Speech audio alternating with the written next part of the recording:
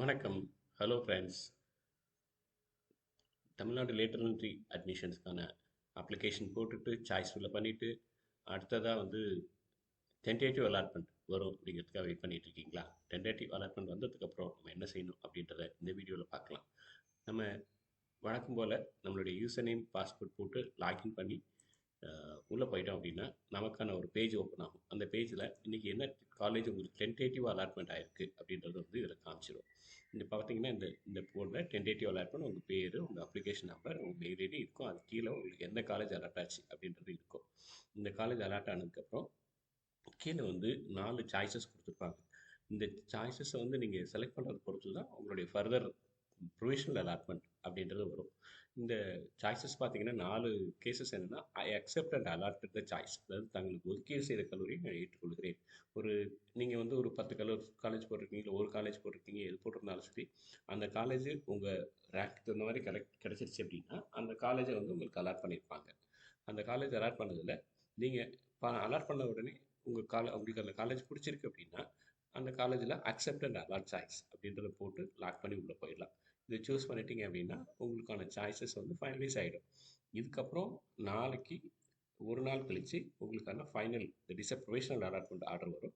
அந்த order copy எடுத்துகிட்டு நீங்கள் போய் காலேஜில் சேர்ந்து காலேஜில் போய் ஒரிஜினல் சர்டிஃபிகேட்ஸ்லாம் எடுத்துகிட்டு போய் சேர்ந்துக்கலாம். இப்போது இதில் என்னென்னா, நீங்கள் ஒரு 10 காலேஜ் 30 காலேஜ் 50 காலேஜ் போட்டிருக்கீங்க அப்படின்னா உங்களுக்கு 1வது காலேஜ் கிடைக்கல, 2வது காலேஜாக இருந்தாலும் சரி, 5வது காலேஜாக இருந்தாலும் 10வது காலேஜாக இருந்தாலும், இப்போ கிடைச்ச காலேஜில் வந்து உங்களுக்கு ஒரு ஐடியா இருக்குது, சரி பரவாயில்ல இந்த காலேஜை நான் சேர்ந்துக்கிறேன், இருந்தாலும் எனக்கு இதுக்கு மேலே ஒரு சாய்ஸஸ் ஒரு 2 5 10 போட்டிருக்கிறேன், அதில் ஏதாவது ஒரு காலேஜ் கிடைச்சா எனக்கு இன்னும் கொஞ்சம் பெட்டராக இருக்கும்னு நான் ஃபீல் பண்ணுறேன் அப்படின்னா இந்த செகண்ட் சாய்ஸ் பண்ணணும். Accept the allotted choices if any upward movement possible kindly consider. அதாவது இப்போது நம்ம 10 காலேஜ் போட்டதில் 5வது காலேஜ் கிடச்சிருக்குன்னா 1லேருந்து 4 வரைக்கும் உள்ள காலேஜுக்கு ஒரு வாய்ப்பு கிடைச்சிது அப்படின்னா இந்த செகண்ட் சாய்ஸ், அதுக்கு விருப்பம் இருந்தால் அந்த செகண்ட் சாய்ஸ், இந்த சாய்ஸஸ் போய் செலக்ட் பண்ணிக்கலாம். இந்த சாய்ஸை கிளிக் பண்ணிட்டீங்க அப்படின்னா இந்த செகண்ட் இதுக்கான உங்களுக்கு ஓடிபி வரும். அதை பேஸ் பண்ணி நீங்கள் ஃபைனலைஸ் பண்ணிக்கணும். இதுக்குமே ஒரு நாள் வெயிட் பண்ணிங்கன்னா அதுக்கப்புறமா வந்து நெக்ஸ்ட் டேயில் உங்களுக்கு அலாட்மெண்ட் ஆர்டர் வரும். அந்த அலாட்மெண்ட் ஆர்டர் எடுத்துகிட்டு போய் காலேஜில் சேர்த்துக்கலாம். இப்போ என்ன பாசிபிலிட்டினா, இதுக்கு முன்னாடி உள்ளவங்க யாராவது வேணான்னு வெளியில் போனாங்க அப்படின்னா அந்த சீட்ஸை அட்ஜஸ்ட் பண்ணி வரும்போது உங்களுக்கு வந்து மார்க் அடிப்படையில் தான், அந்த உங்களுடைய ரேங்க் அடிப்படையில் மேலே உள்ளவங்க வேணான்னு போகும்போது உங்களுக்கான வாய்ப்புகள் கிடைச்சதுன்னா அதை அப்பர் மூவ்மெண்ட் பண்ணி கொண்டு போவாங்க. அதில் ஒரு வாய்ப்பு கிடைக்குது. இப்போது இதுலேயும் விட்டுட்டு 3வதாக ஒரு வாய்ப்பு என்னன்னு கேட்டிங்கன்னா, இப்போ எடுத்திருக்க காலேஜ் எனக்கு விருப்பம் இல்லை, எனக்கு வந்து அடுத்த ரவுண்ட், இப்போது ஃபஸ்ட் ரவுண்ட் நடந்திருக்குது, 2வது ரவுண்ட் நான் சேர்ந்துக்கிறேன் அப்படின்ற ஃபீல் இருந்ததுன்னா ஐ move to the next round அப்படிங்கிறது உள்ளே போயிடலாம். அது வந்து 3வது சாய்ஸ். நான் அடுத்த ஒதுக்கீட்டில் கலந்து கொள்ள விரும்புகிறேன்.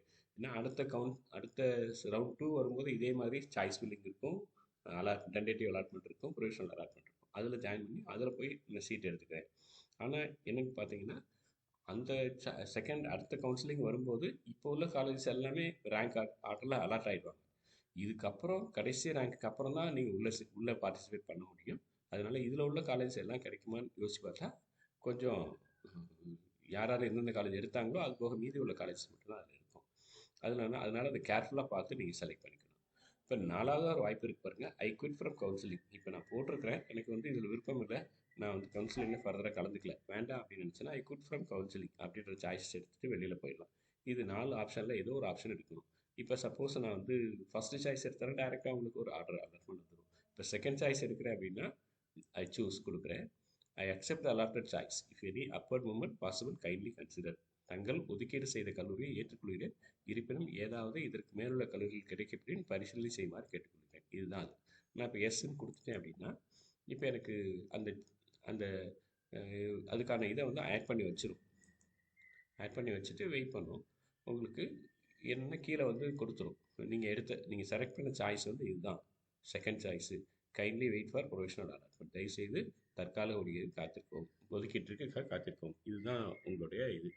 இதுக்கப்புறம் அடுத்த நாள் வந்து நீங்கள் திரும்ப லாகின் பண்ணி பார்க்கும்போது உங்களுக்கான ப்ரொவிஷனல் அலாட்மெண்ட் ரிலீஸ் ஆகும். அந்த ப்ரொவிஷனல் அலாட்மெண்ட்டில் உங்களுக்கான அலாட்மெண்ட் ஆர்டரே பிரிண்ட் ஆகும். உங்களுடைய நேமு, உங்களுடைய அப்ளிகேஷன் நம்பர், கம்யூனிட்டி, அப்புறம் எந்த காலேஜ் அலாட் ஆகிருக்கு, என்ன பிரான்ச் அலாட் ஆகிருக்கு அப்படின்ற ஒரு ஃபார்ம் A4 ஷீட் அளவுக்கு ஒரு அலாட்மெண்ட் ஆர்டர் ரெடி ஆகும்.